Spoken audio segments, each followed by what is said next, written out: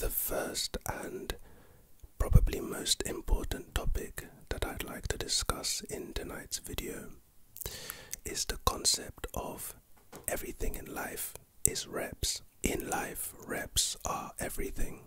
Now, what do I mean by this? Well, it's a pretty straightforward and simple concept actually, but a rep is basically a shortened word of repetition, and repetition is basically just repeating the same action over and over again. Let's take where reps are used most commonly. It's most commonly used in the bodybuilding world community. In order to achieve a body goal, you need to exercise. Let's say you want to build a bigger chest, right? You get on the bench press and you bench. You don't bench once. You can't do 2 reps and that's it. You go home and in 2 months you're going to have a big chest. No. In order to build muscle, hypertrophy, you need reps. You need 10 to 15 reps of upper body exercise like a bench press. 1, 2, 3, and then you need sets. But all a set is organized reps. Like the reps are the most important. And then on top of those reps you do in the gym, you need to repeat. You need reps in terms of consistency, right? You can't go to the gym once and expect to reach your goals. It needs to be done over 4, 5, 6, 7, 8 months before you start to see the changes that you set out for. Reps. Likewise, if you want to lose weight, you can't eat a good meal like a salad once and expect to have the body of your dreams when you wake up. It takes months. It takes 4, 5, 6, 7, 8 months. And on top of that, the reps in this case is building the habit of eating well. Eating well day after day after day. When you lay your head at night and watch ASMR videos, you make sure that that day you've completed the rep. You've eaten correctly, you've exercised, you've did your due diligence to achieve your goal, and then you just wait. Reps. If you're watching this video and let's say you have some sort of social anxiety, let's say every time you go out to meet people you seem to have really awkward interactions, and now that's stopping you from going out and interacting. Your solution to that, as in you have bad interactions, so I'm going to now stop. That solution of stopping is quite literally counterintuitive to actually solving the issue. Because to solve that issue, to become less socially awkward, you need more reps being social. So you need to literally put yourself in those situations more. There will be growing pains in whatever you do. Now you can attribute reps to everything in life. I'm literally telling you, everything in life is reps. But within these reps there will be growing pains, and what growing pains are. Let's say for instance you are socially awkward and you're trying to get really good at that. You're trying to be better at communicating.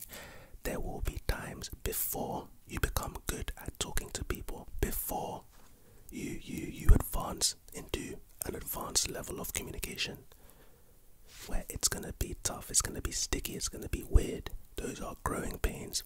Those growing pains are necessary to get to the next phase. The difference between phase 1 and phase 2 and phase 2 and phase 3 are 2 things.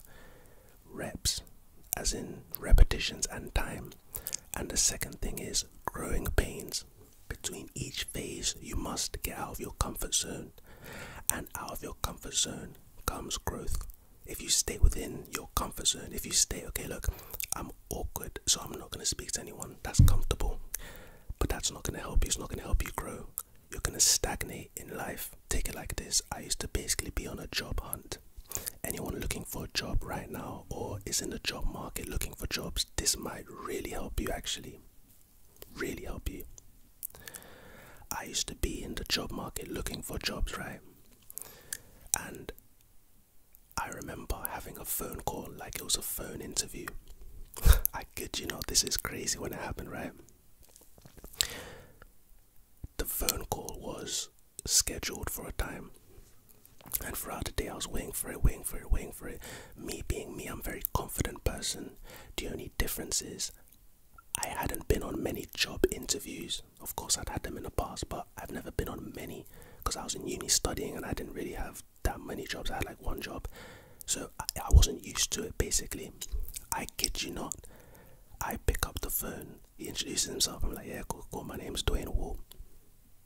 He asked me the first question, I kid you not, I fumbled the answer so badly that I dropped the phone because I already know I flopped it. At that moment I told myself that what happened just then will never happen again. So do you know what I did? I started to look on YouTube and I looked at how to be successful in a job interview. Started watching videos. I whoop-de-whoop, like this is what you do, these are the questions they're gonna ask you, calm. But then there was one particular channel, there was one particular guy, he's a bold white guy. If you ever need his, advice or whatever, you can find him. He's literally a bold white guy in a suit, very well spoken guy, right? And it got me thinking about him specifically, and I was like, damn, like he's explaining this to me and he's performing mock job interviews, and I'm looking at him and I'm like, yo, everything that you're saying is, I mean, you seem to be very good at it. Is this natural? Do you, like, how are you so good at this? It was only like a couple months later after this that I realized, you know what, the only way to get good at something is reps. He's making this video for me, for you, for people like us, how to get good at job interviews. But he's making it after years of job interview techniques, learning, studying them, teaching them. It's like second nature to him. I'm looking at him like, oh, this is just you randomly walking and talking. No. This guy is basically like a guru. It's like me making fragrance ASMR videos, right? If I just woke up one day and I just picked up bottles of fragrances and I just started talking about them, that video will be totally different to the videos I make now. Why? I've been making ASMR videos for a while. I know a lot about fragrances and I know how to present. So I've done my reps, if you will, which means the difference between this and the difference between this is going to be, well, depending on how you view my videos, it's going to be great and substantial. If you watching this at home right now struggle to talk to girls, maybe struggle to talk to guys, and after every interaction you think to yourself like, damn, like why was that so bad? Like, I feel like I'm a cool guy, I feel like I'm a cool girl, I can talk to my friends, but why is it that every interaction I have with a girl, after the fact, like it's awkward in the moment, and then after the fact I'm thinking to myself like, damn, I should have said this, I shouldn't have said this, like why is it so bad? You know what you need? Reps. You gotta start from somewhere, you gotta start slow, and you gotta build your way up, you gotta work your way up. The solution to speaking to girls well is to speak to girls. It's like that loop. Sometimes the answer to the question is literally the answer to the question. How'd you get better at football? Well, you gotta play football. How'd you develop a good jump shot? You gotta jump, shoot. Literally, you gotta shoot a bunch of jumpers in the gym, like Kobe, RB Kobe. You gotta do that to improve.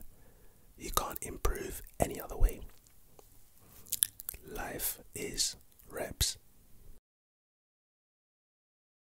The next thing I want to talk to you guys about tonight, you might have heard about this, but even if you have, which you probably haven't, it's going to be very interesting, very, very interesting. So this rule is called the 80-20 rule.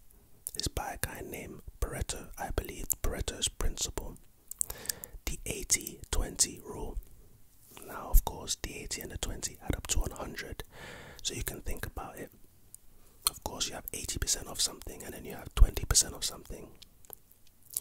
The 80-20 rule states that for most things in life, and you can actually observe this in your own life if you pay attention, for most things in life, 80% of the results yielded come as a consequence of 20% of the effort.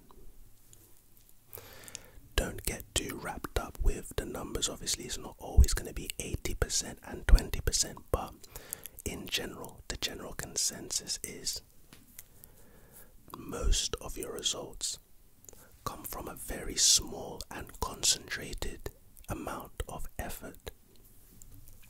Disclaimer: obviously, for many things in life, that's not the case. Obviously, let's say, like I said in the last part, you want to develop a good jump shot. Well, the more jump shots you shoot, the way better you're gonna be. You can't really concentrate the amount of jump shots you take and be like an awesome shooter. You just gotta shoot a bunch. Work on your technique, work on everything.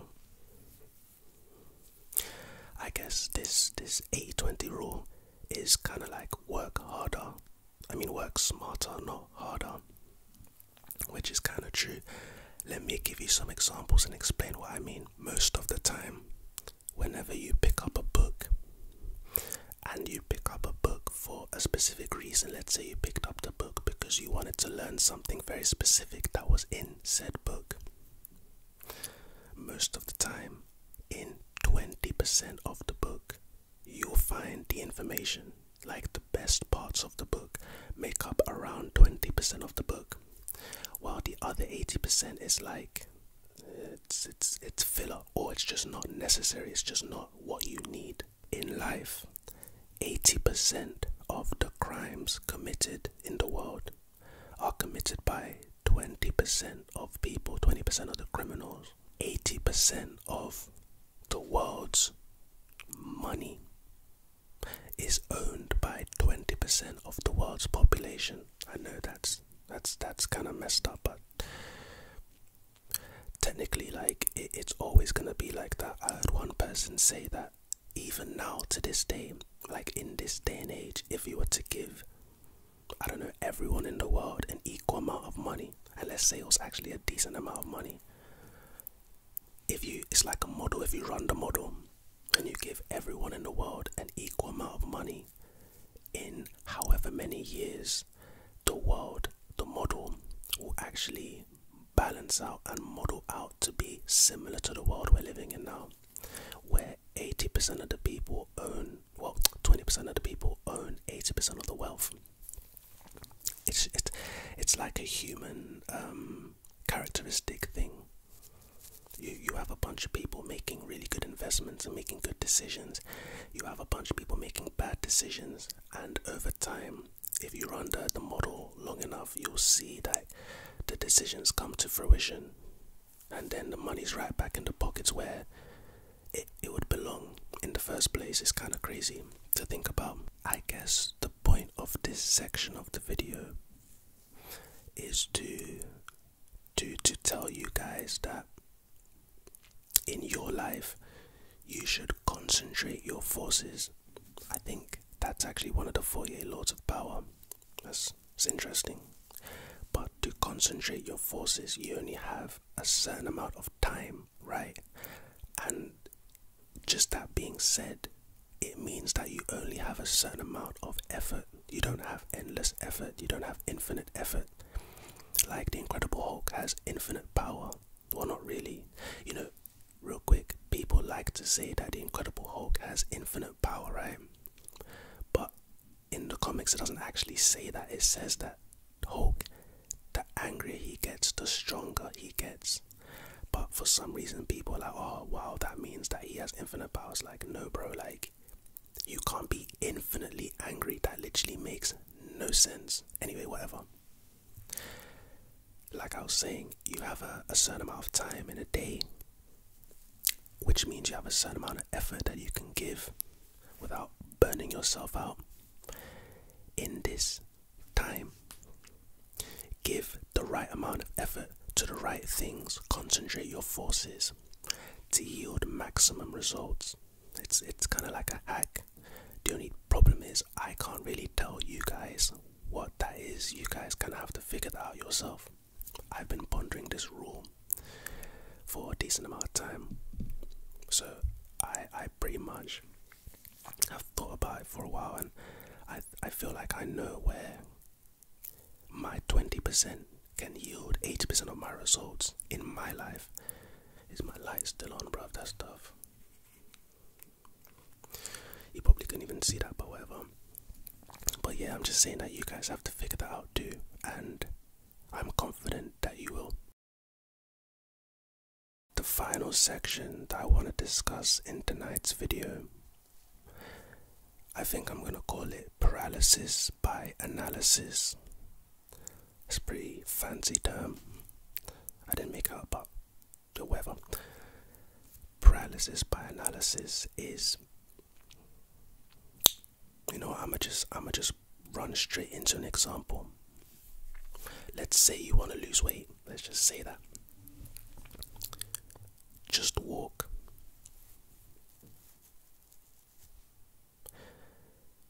You want to build muscle. Get on the floor and just do push-ups. Just do push-ups. Get up and just squat. Paralysis by Analysis really stops a lot of people, especially in today's day and age where there's so much information to take in. Like, there's so much information.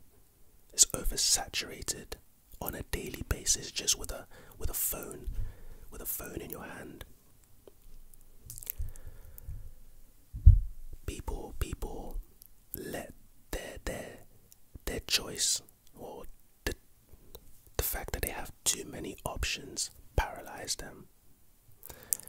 If I can find it, there's actually a graph that I saw the other day, and it's basically a graph where you have options, or it's either on the X or the Y axis, but you have your options and you have happiness, right? Or just being fulfilled. Happiness or fulfillment is one of them. The less options you have, you're not very happy, so your happiness is low. But as your options go up, so does your happiness, right? But what's interesting is you think it's going to be an exponential curve whereby it just goes straight up and it goes up continuously, right? But you'd actually be wrong. It's actually more of a bell-shaped curve whereby it reaches a certain peak. And now if you were to increase the options, your happiness actually depreciates, actually goes down, back down to the start. So there's actually an optimum level of options. Of course, for everything in life is different. So fragrances, diet ideas, shoes, jackets, clothes, like everything is different. But there's a peak amount, an optimum amount of options that can make you happy. But too many options can give you paralysis by analysis. A lot of times things aren't as complicated as people make them. And sometimes it's that rain. It is. It's very nice, very relaxing. I don't think this microphone's gonna pick it up, because it's pretty far away, but anyway. A lot of times people like to overcomplicate things. Let's say you want to lose weight and then they type into Google, like I said, there's an oversaturation of information. They type into Google how to lose weight. All of a sudden, they're bombarded with all of these diets. Keto diet, paleo diet, the what's it called? The Hungry Man diet, something like that. IF, intermittent fasting, 1 meal a day, OMAD, 2 meals a day, water fasting. And then all of a sudden, because they have all of these options and they don't know what to pick, fuck it, I don't want to do it, let's just forget about it, let's just try again later, I'll solve this later. Most things, you can think intuitively and realize that they're a lot simpler that way too.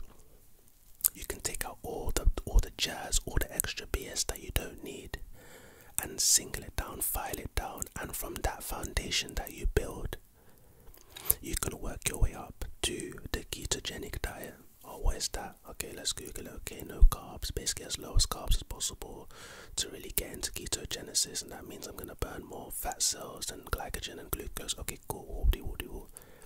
Okay, what's a paleo diet? Okay, a paleo diet is this. Okay, I think I'm gonna do this. Actually, I think I'm gonna do OMAD, 1 meal a day at 10 p.m. every day after work. Or I think I'm gonna. There's a way to get to certain points, but if you observe all the options, it could get too much and paralyze you. If you're in school right now, you might be on TikTok, and TikTok's telling you and YouTube's telling you like, oh my gosh, like to study best is to do this, to retain information is to do this, like do this to achieve the best results in school, or do this and do this. Sometimes just do things, the most obvious, just to get that done first before you can build your foundations and work your way up this ladder. You know, without foundations, nothing works. Absolutely nothing. You need to always start from somewhere. A lot of times, that place you start from is the foundation. You know, and everything comes from foundations. Houses are built on foundations. The tallest skyscraper in the world is built on a pretty deep and strong foundation. I mean, because if it wasn't, I can literally do this, and that bitch is gonna like fly to like Jamaica without a foundation. Foundations, they're everything. So listen, I hope you enjoyed this entry on Sleepiest voice ever. Definitely gonna bring this back, like literally on my, like I said before, I have a note, and this is pretty lengthy, so we're definitely gonna get back to this. But listen, on the things I talked about, if you do struggle to speak to people, I suggest that you speak to more people.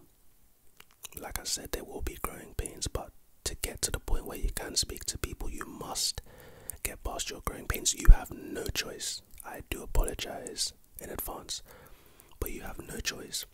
But at the end of the day, 1000% it will be worth it.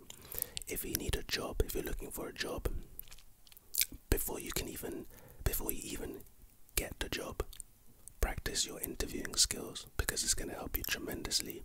And how to get better at that: reps, get a family member, get your sister, your mom, your father, even a friend. Let's say you're not comfortable with your family, get a friend, get your best friend, your second best friend, and be like, yo, basically be my interviewee or be my interviewer, and we're going to work through this, and I'm going to get really good where it comes second nature.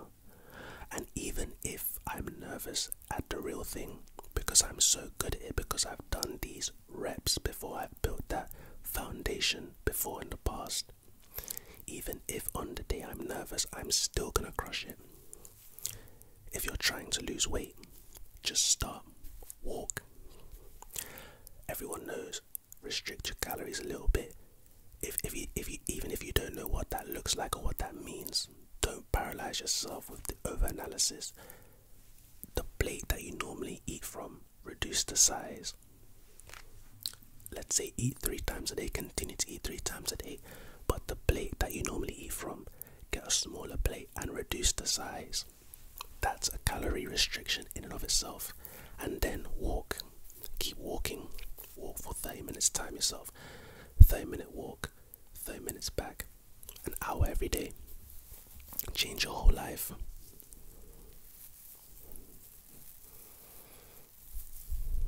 But anyway, I'll catch you guys in the next one.